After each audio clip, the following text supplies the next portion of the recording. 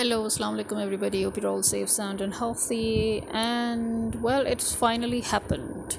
Imran Khan predicted that he would be once again arrested, and we know that there was a biased judge who, on the record, was against Imran Khan because of his political affiliation with the current illegal government. And that judge, Dilawar, he literally wrote very offensive posts against Imran Khan on his social media, which he tried to deny, saying that although this is my account, but I'm not the one who wrote the posts. Like, everybody was like, what the frack, man? I mean, what are you even saying here? But even worse than that, or I could say even more hilarious than that, is that despite the fact that everybody in the judicial committee and in the judicial world, in the judicial organization, they know that he is biased, and that it means that the trial that he's conducting is illegal as a judge, and that he needs to recuse himself. Yet nobody forced him to recuse himself, and even though Imran Khan's lawyer asked for a recusal, the judge himself refused to recuse himself. So he just made it very plain, he made it very clear, very open, that he is here on the orders of the government, and he's working with the government to eliminate Imran Khan once and for all. And they're going to use bogus trial, much in the same way as they used a judge who had personal problems with Bhutto to hear the trial against Bhutto, and then eventually he got Bhutto killed by getting him hanged. So they're using one of their minions again, and they're using a similar pattern in order to arrest Imran Khan, and he was illegally arrested once again. Once again, understand that this trial was illegal, and because of that, his arrest is illegal. Now, although the whole world is talking about his arrest, but the other main thing that people are actually not, I mean, let's just put it this way: his arrest is a huge cover up for what actually the government is doing, and that is that the government has finally done what it was trying to do regarding the consensus and regarding the elections. So the government has tied up the elections, and so we are not going to see the elections coming anytime this year, even though this is election year. So they have finally done what they have been trying to do, and they've done it under the camouflage of Imran Khan's arrest, because that is a huge news, and there's only one way to cover up one news, and that is by bringing in a bigger news. And so it is actually not a coincidence that Imran Khan was arrested today, and at the same time this deal was finally wrapped up concerning the elections, so you can forget about the elections this year. Also, let it be noted that Imran Khan had already he had addressed the whole nation on social media, telling them that by the time people will be listening to his address, he will already have been arrested. So he predicted that, right? Another thing also that needs to be noted, the reason why we keep on saying is that this was an illegal arrest. It's not just it was illegal because the whole process, the whole procedure was illegal, but also because once again the police literally broke his door down and barged into his house while he was asleep, without any any permission to enter, without showing them any warrant first so that they could let them in. No, they just broke down his door, and they entered in, and when the staff spotted them, they went and told Imran Khan's wife, and then she woke him up, and he said that just tell them I'll be out in 5 minutes. But they still wanted to show their thuggery in the process, and once again there were damages done to Imran Khan's place by the police. So if this doesn't scream illegal, I don't know what does. Now, another thing that one needs to understand is that if, as per PPP's request, as per Zardari's request, if they're going to use the consensus of 2017 in order to, to run the elections, instead of using the current consensus, which they haven't even completed. I doubt they've even started. Because of, I think if that would actually mean that even if they do the elections now this year, it's going to be rigged, because the actual number of people in Pakistan, the actual number of voters in Pakistan are not going to be counted or considered. They're going to go against 2017's population count, and then that means that the elections will once again be completely rigged.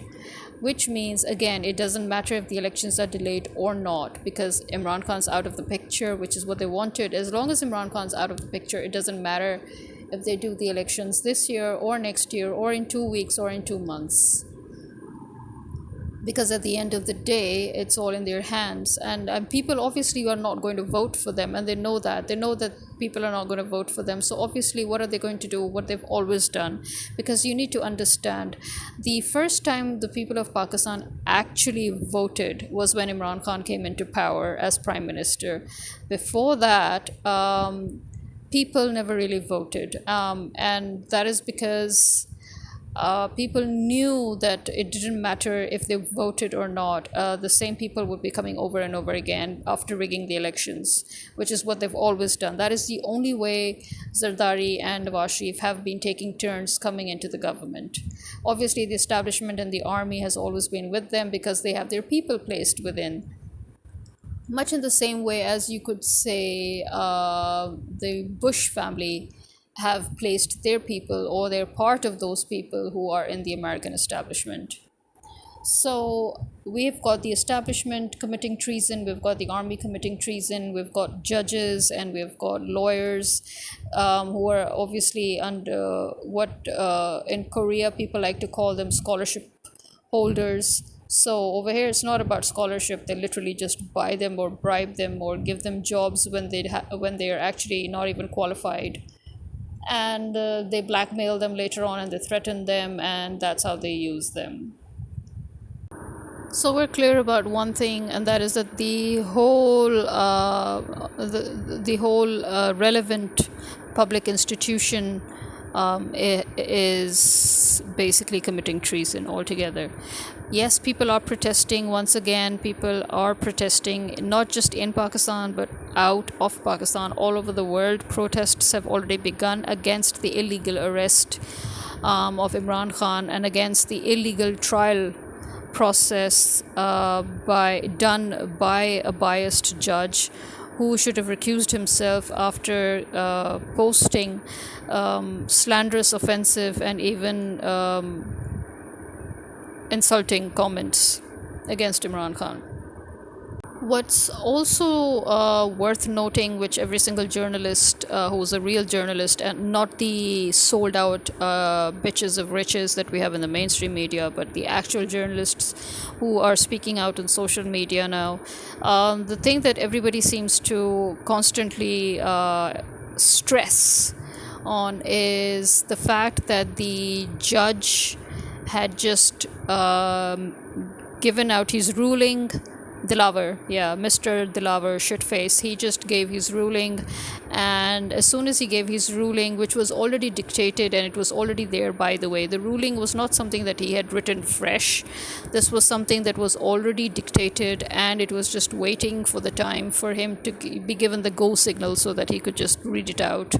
And that was today at 12 o'clock. And as soon as he, as I said, as soon as he gave the ruling, exactly 10 minutes after that, the police were at Imran Khan's door breaking it down.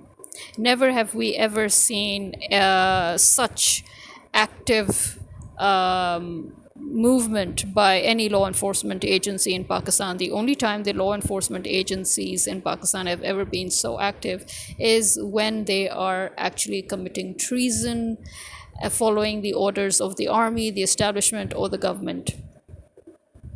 And so here we are, and that's another thing that has actually triggered the anger of the people, obviously, because everybody could see what was going on, and everybody knew that this was going to happen. Imran Khan himself knew it, and he mentioned it like a million times.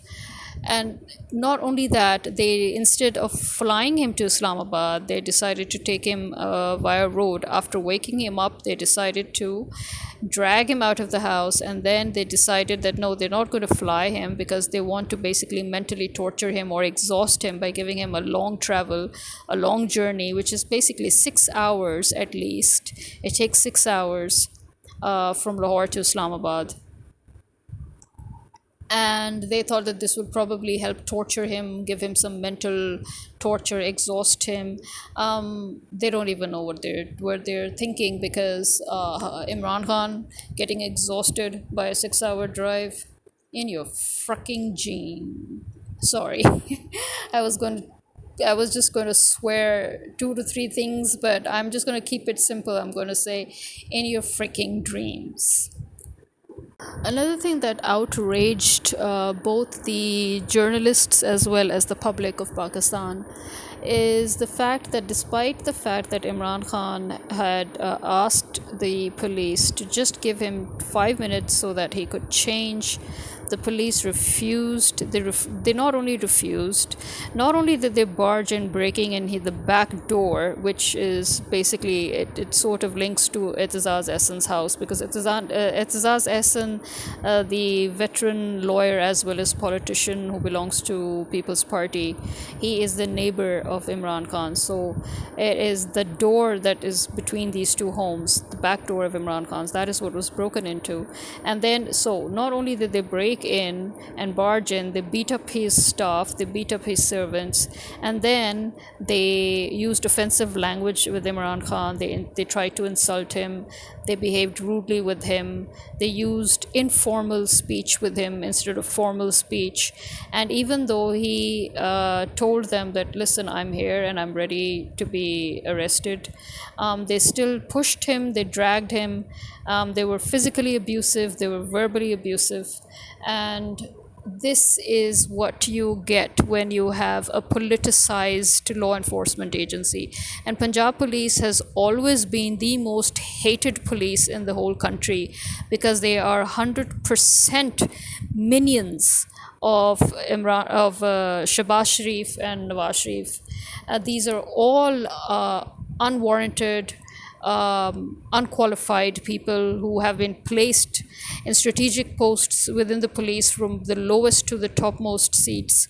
And these are people who actually do not even deserve to be in the police. These were those, many of them are those who were removed because of their violent behavior, their illegal activities, but they were brought specifically back by this government so that they could do the dirty work. So when you're using the law enforcement in law enforcement agency or institution to do your own personal dirty work, who will have respect for that law enforcement agency? The people do not respect the army, the people do not respect the police force. The people basically are, just as I said, they're simmering, and Imran Khan's arrest is probably going to be the last straw. Like how the last time people reacted, this time the reaction might come to a boiling point. Also, as per tradition of the Punjab police, not only did they arrest Imran Khan, but because there were a lot of protesters, as I said, they arrested minors. Yes, they arrested minors and old people, once again showing the class that this government belongs to, showing the gutter snipe, lowest bottom feeders that our government members are, that the fact that they belong to the dumpsters of the society, the slums of the society, and that even though they've earned so much money through haram, and they still, in their mind, they're still constantly trying to evade that poverty that they've been living in and the poverty that they were born in. And you can see that in their mentality right now, that they have no respect for women, they have no respect for children, they have no respect for old people, just like they did last time a few months ago, and as they did on 9th May, they're doing it again. They are arresting and assaulting minors, women, and elderly. Keep that in mind. This is what happens when you become pro-US and pro-Israel.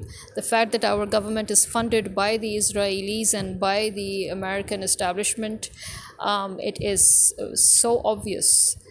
Because you can see the pattern here. You can see how they're doing things, and you can really it's so obviously American. It screams Israel, so you just know who's behind it all. Now, it doesn't matter if the Lahore Bar Association is screaming blue murder. My question here is that the Bar Association was well aware of the fact that the judge in question was biased and that he was already considered a questionable person. Why didn't they do something about it? Why are they screaming blue murder now, talking about loopholes in his judgment, talking about how he has insulted the sanctity of the court, and how he has basically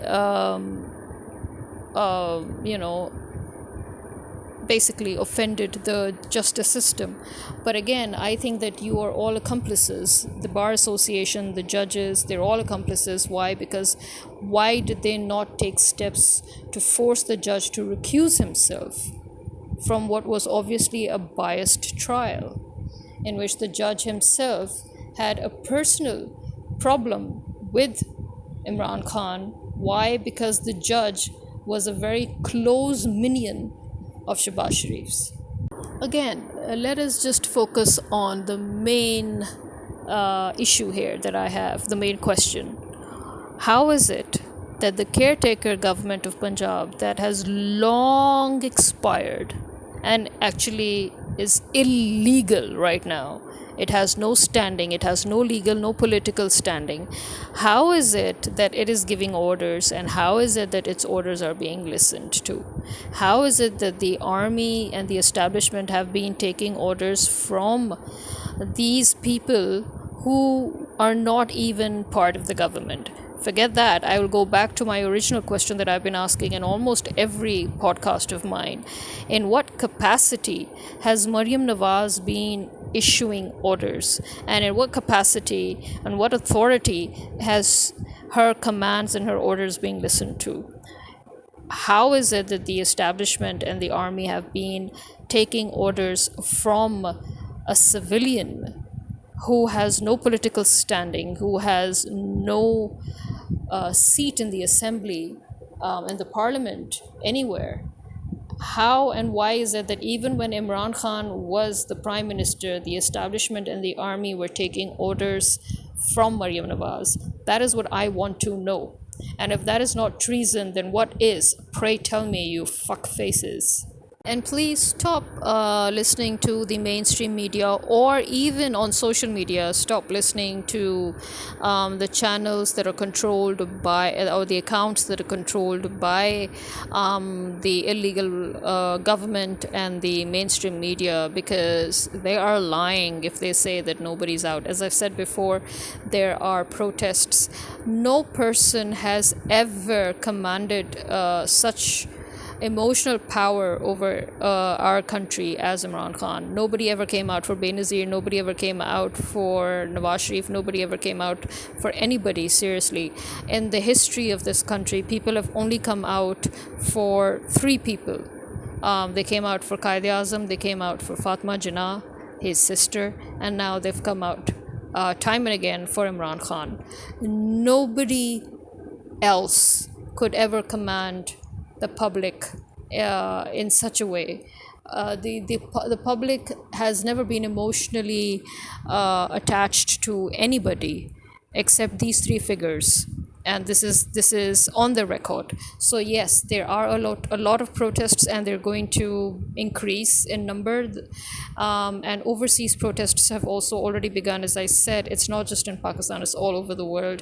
And now the judge, it is said that the judge Dilawar Shitface, that he is now suddenly scared, and he's in fear for his life, that the public is enraged. Yeah, you know what, if he was really scared, if he really thought that the public could harm him, I doubt he would have done what he just did. Obviously it's because he is basking in the money and the protection and the shield of the illegal government, and that is why he has done what he's done, and that is why he's sure that he can get away with it. So this fear will not last long, because at the end of the day, as I said, the public may be simmering, the public may be boiling, but the public has never actually had a bloody revolution. The public probably does not even know how. And the only way to get rid of pests is by literally burning them. And there is no other way that we can get rid of pests. And the illegal government are literally pests. So the public is swearing at them on social media. The public is literally giving them badduas, which means they're cursing them, sending them all to hell. It's all there. But in real life, the public is also out in the streets and protesting. But the only way to get rid of these people, because these are cockroaches, the only way to get rid of cockroaches is to totally exterminate them. Otherwise, they will not die and they will not go away. And these are cockroaches, okay? Hello. So deal with them as you would deal with cockroaches. I have said this before. I'll keep on saying it until it happens. This country is courting its own doom by letting these people get away with so much.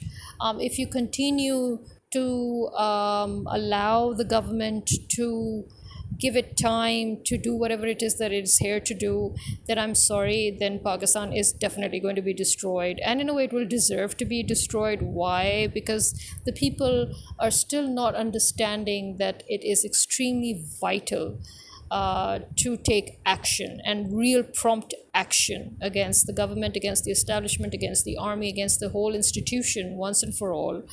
Because if we do not do it properly, the right way, we will end up once again just spending years and years in anger, years and years in protests, and by then America would have already done what it's here to do through its minions, and you will be in the palm of American establishment and Israel.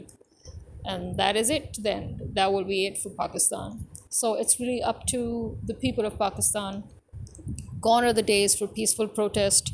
Qaid-e-Azam managed to make Pakistan, he's the only leader in the world who managed to create a country without war and without bloodshed. All bloodshed came after the creation of the country. This needs to be understood. He's the only leader who created the lines on the map of a country constitutionally. And this is why our people have no clue about how to stage a bloody revolution. They have been so used to peaceful riots and peaceful revolutions. And that is what we did again with Imran Khan. It was a very peaceful revolution in which we brought Imran Khan into power. But you can see that gone are the days when peaceful revolutions would work. That is not going to help right now, because there's a lot of US dollars involved. There's heavy money involved. There's heavy mercenary involved. And there are not just one but two states involved, or actually three. We need to remember that the UK may be half dead officially, but actually it is behind it all unofficially. And it likes to keep itself, behind the curtain every time, and while it pushes America forward. And this is not just a conspiracy. You would find it in the 50s meetings and in the late 40s meetings, where Britain officially handed over everything to America to take care of business. So, yes, if Pakistan wants to really survive, if the people really want Pakistan to survive, then the people would have to maim this government. They would have to paralyze the state. They would have to shut the whole country down. I have said this like a billion times. There is nothing left to lose. Our businesses are already collapsed. Educational institutions are screwed up. People have lost their livelihoods. So instead of committing suicides, how about you just shut down the whole country and help these people commit political suicide once and for all? So this is me signing out. Although, yeah, sorry, before I sign out, there are also rumors that once again maybe the Supreme Court may intervene because of the bogus case, the whole charade, the whole farce that was played out in the name of the law. So the Supreme Court is, people are expecting that the Supreme Court may again, take action and say, what the hell just did you just do? And that the Islamabad High Court, which was forced, there was a visit, there was a very long visit by the IG police, which again begs the question that why was he in the Islamabad High Court, and how did he get to meet the judges in question, and who were the other two people with him who forced the High Court to send the case back to the Lavers Court, which is a session court. And so basically they are thinking that this may also be put into question once again, that there was an open intervention within the court. And obviously it is the same famous high court that, I mean, it's amazing, as I said before, that if even the judges are not qualified, and they are put in place due to some sort of a nepotism, or due to some sort of bribery going on, or just being placed there for political reasons so that they can be minions. I mean, in any case, these are illegally placed judges again. So when you cannot trust the system has already been finished. If the system is already finished, then what is it that people are waiting for? I don't know. I think this is really the last chance that people have to reform the whole country. Otherwise, as I said, prepare for Pakistan's demise. And this is me signing out. Khuda Hafiz.